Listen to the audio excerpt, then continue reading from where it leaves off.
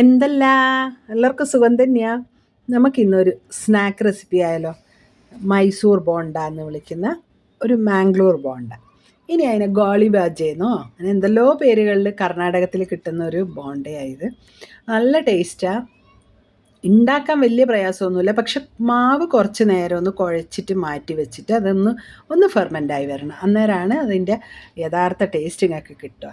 അപ്പോൾ നമുക്ക് മാവ് കുഴക്കാൻ തുടങ്ങാം. അതിനായിട്ട് ഒരു ബൗളെടുത്ത് വെച്ചിട്ട് അതിലേക്ക് ഒരു അരക്കപ്പ് തൈരും 1/4 കപ്പിൻ്റെ താഴെ, അതായത് 2 ടേബിൾ സ്പൂൺ വെള്ളവും, ഒരു 1/4 ടീസ്പൂൺ ബേക്കിംഗ് സോഡ, 1/2 ടീസ്പൂൺ ഉപ്പ്, 1 ടേബിൾ സ്പൂൺ സൺഫ്ലവർ ഓയിൽ നിർബന്ധമായിട്ട് എടുക്കണം. അത് നല്ലോണം 1 മിനിറ്റ് നമുക്ക് നല്ലോണം അടിച്ചെടുക്കാം. ഞാൻ ഇതിൽ പഞ്ചസാര ചേർക്കാൻ വിട്ടുപോയിട്ടുണ്ട്.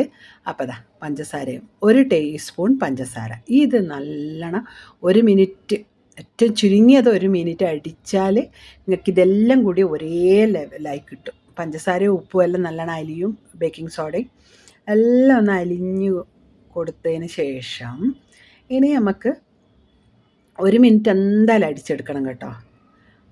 കറക്റ്റായിട്ട് നിങ്ങൾ സമയം കുറിച്ച് വെച്ചോ 1 മിനിറ്റ്. ഇനി നമ്മളിതിലേക്ക് 1 കപ്പ് മൈദയും പിന്നെ 1 ടേബിൾ സ്പൂൺ അരിപ്പൊടി പാലപ്പത്തിൻ്റെ പൊടിയാണ് എടുത്തിട്ടുള്ളത്. പിന്നെ ഒരു 2 പിഞ്ച് പെരുങ്കായം. ഈ സമയത്ത് വേണമെങ്കിൽ ജീരകത്തിൻ്റെ പൊടിയോ ജീരകമോ ചേർത്ത് കൊടുക്കാം. ഞാനൊന്നും ചേർത്തിട്ടില്ല ജീരകം. ഇത് നല്ലോണം ഒന്ന് കുഴച്ചിട്ടെടുക്കാം. നല്ലോണം കുഴച്ചിട്ട് കുറച്ച് നേരം നല്ലോണം ഒരേ ഭാഗത്തേക്ക് അടിച്ചെടുക്കാം. ഒരേ ഭാഗത്തേക്ക് എന്ന് പറയുമ്പോൾ നിങ്ങൾ ഒരു 3 മിനിറ്റ് എങ്കിലും ഇതൊന്ന് അടിച്ചെടുക്കണം. കണ്ടില്ലേ, നല്ലോണം അടിച്ചുകൊണ്ടേയിരിക്കുമ്പോൾ നമുക്ക് ശരിക്ക് നല്ലൊരു 3 മിനിറ്റ് ആകുമ്പോൾ ഇങ്ങനെയാണ് ഉള്ളത്. അപ്പോൾ 3 മിനിറ്റ് ആദ്യം നമ്മൾ മറ്റത് 1 മിനിറ്റ്, ഇതൊരു 3 മിനിറ്റ് കറക്റ്റ് സമയം വെച്ചിട്ട് അടിച്ചാൽ മാത്രമേ ഇതിൻ്റെ ആ വിചാരിക്കുന്ന ഒരു ടെക്സ്ചറിൽ നമുക്ക് കിട്ടുള്ളൂ. കണ്ടില്ലേ, ഇതിപ്പോൾ ഏകദേശം റെഡി ആയിട്ടുണ്ട്. ഇനി നമുക്കിതിലേക്ക് വേറെ കുറച്ച് ഇൻഗ്രീഡിയൻസും കൂടി ചേർക്കണം. അപ്പോൾ അത് കുറച്ച് കറിവേപ്പില, ഒരു 2 തണ്ട് കറിവേപ്പില, ഒരു 1/4 ടേബിൾ സ്പൂൺ ഇഞ്ചി പൊടിയായിട്ട് നുറുക്കിയത്, പിന്നെ 2 പച്ചമുളക് അതും പൊടിയായിട്ട് അരിഞ്ഞതാണ്, പിന്നെ മല്ലിയില അത് നിങ്ങളുടെ ഇഷ്ടത്തിന്. ഞാൻ കുറച്ച് കൂടുതൽ ഇട്ടിട്ടുണ്ട്, വളരെ കുറച്ചേ പലരും ഇടുകയുള്ളൂ.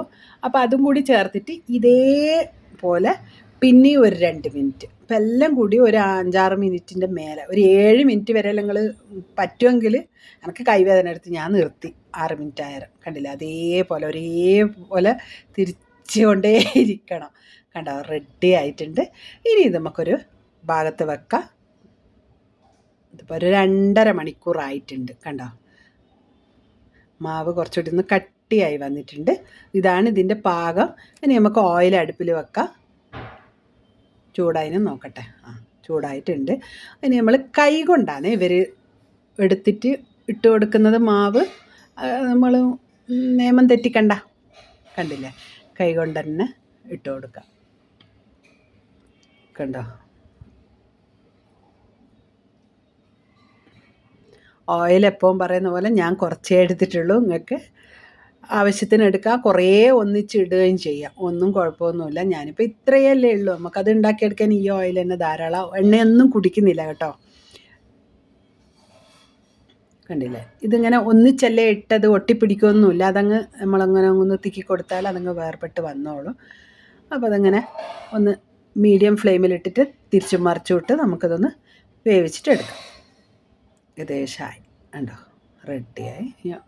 എണ്ണയെല്ലാം ഊറ്റി കളഞ്ഞിട്ട് നമുക്കത് വേറൊരു പാത്രത്തിലേക്ക് മാറ്റിയതിന് ശേഷം അതേ അടുപ്പിൽ തന്നെ പിന്നെയും ഇതേപോലെ ബാക്കിയുള്ളതും നമുക്ക് ചെയ്തിട്ട് എടുക്കാം. കണ്ടോ, അതാടുന്നാവട്ടെ, എല്ലാം ഇതേപോലെ എടുക്കാം. എല്ലാം റെഡിയാക്കി എടുത്ത് വെച്ചിട്ടുണ്ട്. കണ്ടില്ലേ, നല്ല അടിപൊളി ബോണ്ട റെഡി. അതിൻ്റെ കൂടെ ഞാൻ ഇന്നൊരു മല്ലിയും പുതിനയും എല്ലാം ഇട്ടിട്ടുള്ള ഒരു ചട്നിയാണ് ഉണ്ടാക്കിയിട്ടുള്ളത്. നല്ല അടിപൊളി ടേസ്റ്റാണ്. ഇതിൻ്റെ റെസിപ്പി ഞാൻ വേഗം തന്നെ ഒരു ദിവസം ഇടാം കേട്ടോ. കണ്ടില്ലേ, ഇങ്ങനെ ഒരു ചട്നീൻ്റെ വലിയൊരു ആവശ്യമൊന്നുമില്ല. ഉണ്ടെങ്കിൽ അതും നല്ലത്, അത്രയേ ഉള്ളൂ. ഇല്ലെങ്കിലും പെട്ടെന്ന് ഞാനിപ്പോൾ ഉണ്ടാക്കി വെച്ചിരുന്ന ഇത്രയേ ഉള്ളൂ, അതെല്ലാം എടുത്തു കൊണ്ടുപോയതാണ്. അപ്പോൾ എന്തായാലും ഇതുപോലെ എല്ലാവരും ഉണ്ടാക്കി കഴിച്ചു നോക്കി അഭിപ്രായം അറിയിക്കാൻ മറക്കണ്ട. അടുത്ത ആഴ്ച കാണുന്നത് വരെ താങ്ക് യു.